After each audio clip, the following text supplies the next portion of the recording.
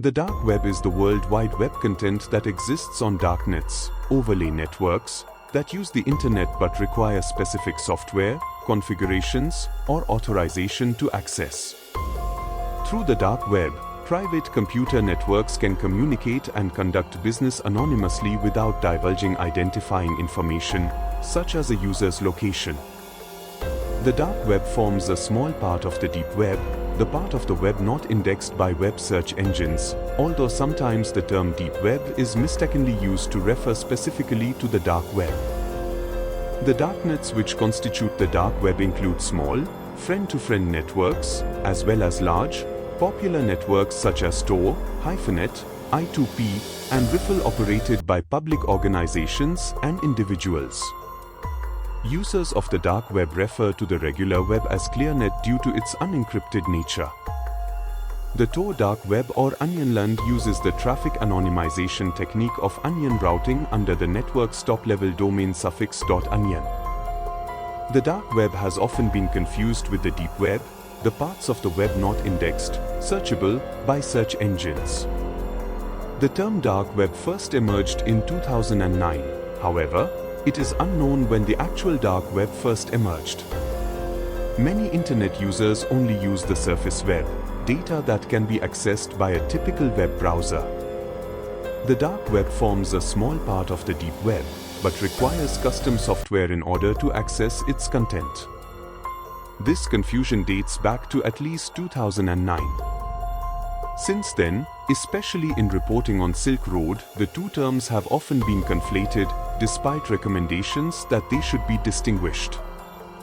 The dark web, also known as darknet websites, are accessible only through networks such as Tor, the onion routing project, that are created specifically for the dark web. Tor browser and Tor accessible sites are widely used among the darknet users and can be identified by the domain onion. Tor browsers create encrypted entry points and pathways for the user, allowing their dark web searches and actions to be anonymous. Identities and locations of darknet users stay anonymous and cannot be tracked due to the layered encryption system. The darknet encryption technology routes users' data through a large number of intermediate servers, which protects the user's identity and guarantees anonymity. The transmitted information can be decrypted only by a subsequent node in the scheme, which leads to the exit node. The complicated system makes it almost impossible to reproduce the node path and decrypt the information layer by layer. Due to the high level of encryption, websites are not able to track geolocation and IP of their users, and users are not able to get this information about the host. Thus, communication between darknet users is highly encrypted, allowing users to talk, blog, and share files confidentially. A December 2014 study by Gareth Owen from the University of Portsmouth found that the most commonly hosted type of content on Tor was child pornography, followed by black markets, while the individual sites with the highest traffic were dedicated to botnet operations. Many whistleblowing sites maintain a presence as well as political discussion forums.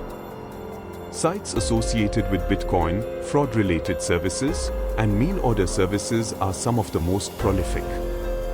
As of December 2020, the number of active Tor sites in .onion was estimated at 76,300, containing a lot of copies. Of these, 18,000 would have original content. In July 2017, Roger Dingledine, one of the three founders of the Tor project, said that Facebook is the biggest hidden service. The dark web comprises only 3% of the traffic in the Tor network. A February 2016 study from researchers at King's College London gives the following breakdown of content by an alternative category set, highlighting the illicit use of .onion services. Ransomware. The dark web is also used in certain extortion-related processes. It is common to observe data from ransomware attacks on several dark websites, for example data sales sites or public data repository sites. Botnets.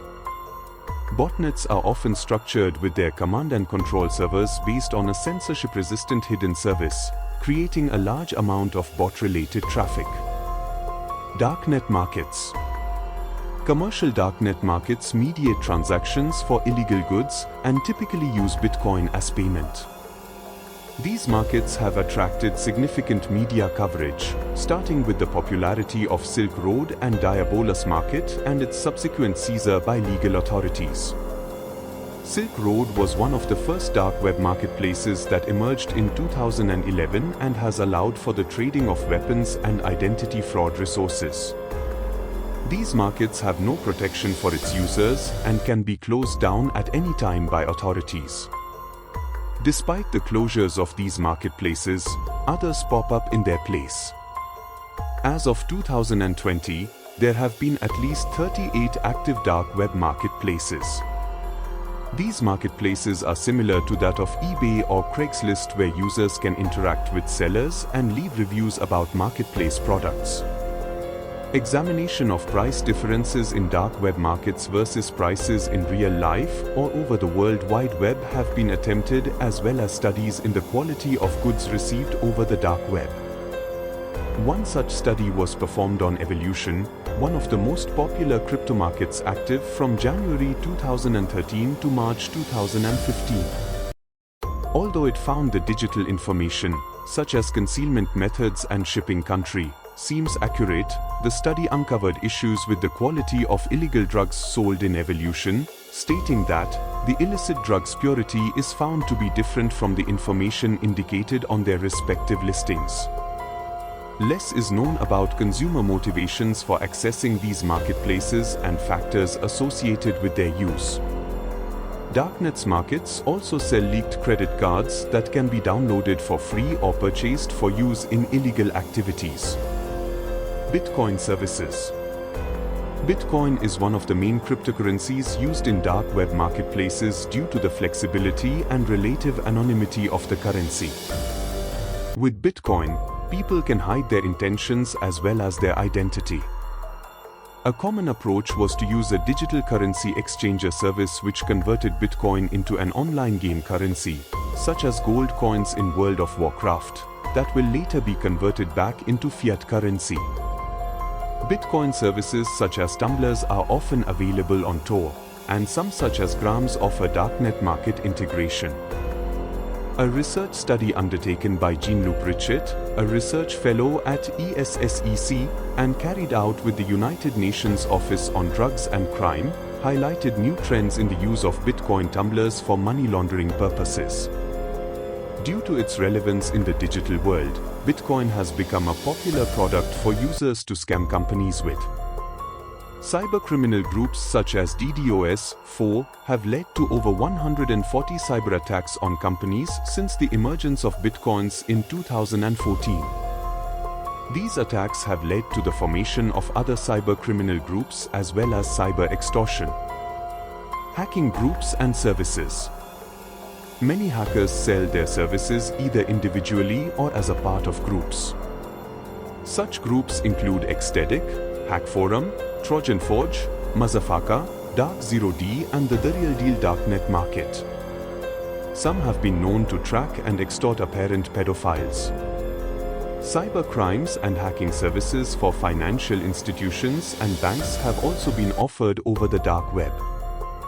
Attempts to monitor this activity have been made through various government and private organizations, and an examination of the tools used can be found in the Procedia Computer Science Journal. Use of Internet-scale DNS distributed reflection denial of service (DDoS) attacks have also been made through leveraging the dark web.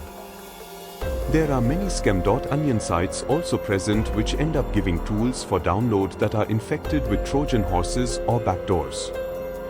Recently, around 100,000 compromised ChatGPT users' login information was sold on the dark web in 2023.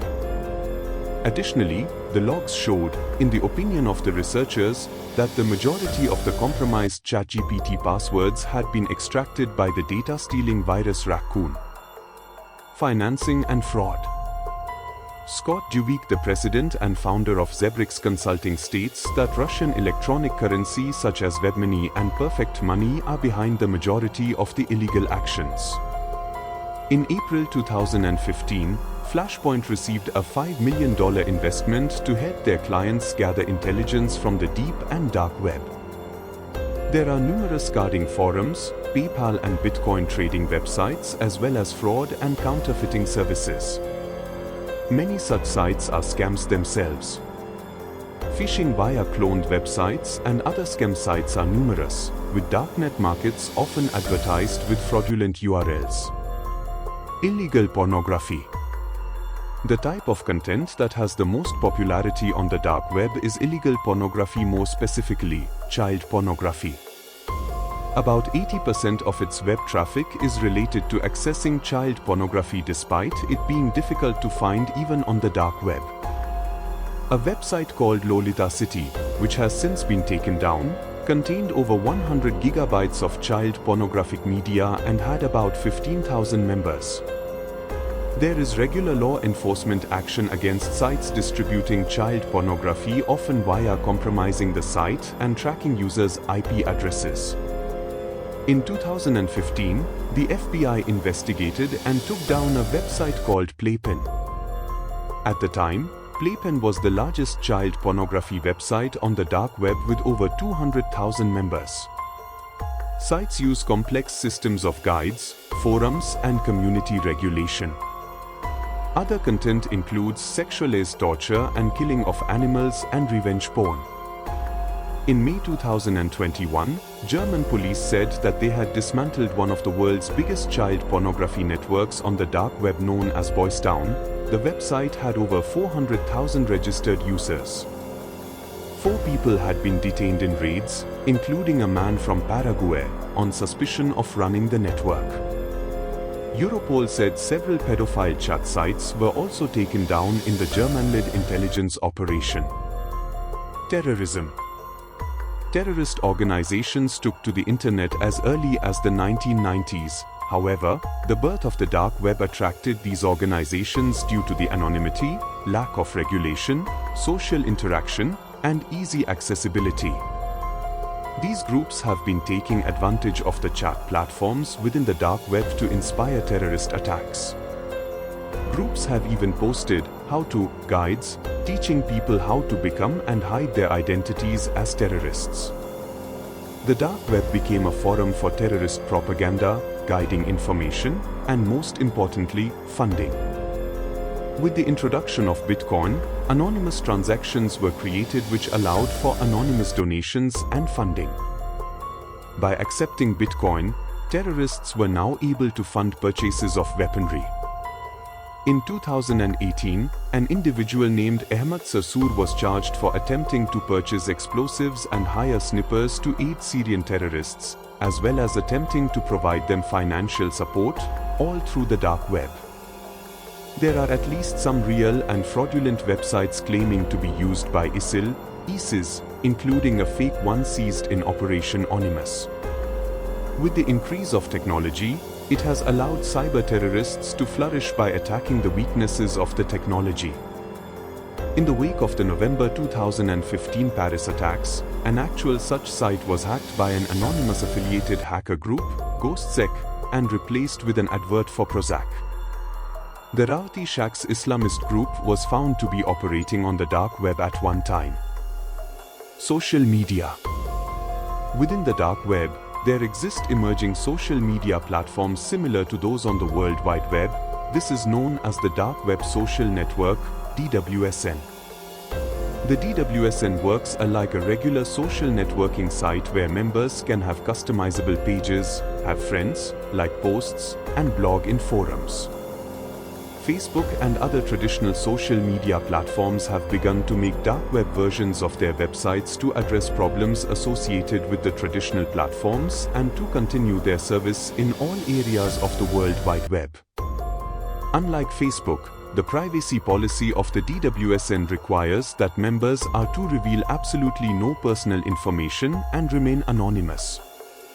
Hoaxes and unverified content. There are reports of crowd-funded assassinations and hitmen for hire. However, these are believed to be exclusively scams. The creator of Silk Road, Ross Ulbricht, was arrested by Homeland Security Investigations, HSI, for his site and allegedly hiring a hitman to kill 6 people, although the charges were later dropped. There is an urban legend that one can find live murder on the dark web. The term Red Room has been coined based on the Japanese animation and urban legend of the same name. However, the evidence points toward all reported instances being hoaxes. On 25 June 2015, the indie game Sad Satan was reviewed by YouTubers Obscure Horror Corner, which they claimed to have found via the dark web. Various inconsistencies in the channel's reporting cast doubt on the reported version of events. There are several websites which analyze and monitor the deep web and dark web for threat intelligence. Policing the dark web. There have been arguments that the dark web promotes civil liberties, like free speech, privacy, anonymity. Some prosecutors and government agencies are concerned that it is a haven for criminal activity. The deep and dark web are applications of integral internet features to provide privacy and anonymity. Policing involves targeting specific activities of the private web deemed illegal or subject to internet censorship. When investigating online suspects, police typically use the IP, Internet Protocol, address of the individual. However, due to Tor browsers creating anonymity, this becomes an impossible tactic. As a result, law enforcement has employed many other tactics in order to identify and arrest those engaging in illegal activity on the dark web. OSINT, or Open Source Intelligence, are data collection tools that legally collect information from public sources. OSINT tools can be dark web specific to help officers find bits of information that would lead them to gaining more knowledge about interactions going on in the dark web. In 2015, it was announced that Interpol now offers a dedicated dark web training program featuring technical information on Tor, cybersecurity and simulated darknet market takedowns. In October 2013, the UK's National Crime Agency and GCHQ announced the formation of a Joint Operations Cell to focus on cybercrime. In November 2015, this team would be tasked with tackling child exploitation on the dark web as well as other cybercrime. In March 2017, the Congressional Research Service released an extensive report on the dark web, noting the changing dynamic of how information is accessed and presented on it. Characterized by the unknown, it is of increasing interest to researchers, law enforcement, and policymakers. In August 2017, according to reportage, cybersecurity firms which specialize in monitoring and researching the dark web on behalf of banks and retailers routinely share their findings with the FBI and with other law enforcement agencies, when possible and necessary, regarding illegal content. The Russian-speaking underground offering a crime-as-a-service model is regarded as being particularly robust. Journalism. Many journalists, alternative news organizations, educators, and researchers are influential in their writing and speaking of the darknet, and making its use clear to the public. Most of the articles may not make the research of the darknet a main topic, but many of these articles give information about Tor. There are different topics for each article, but a wide range of discussions about Tor can be found in blogs or scholarly articles.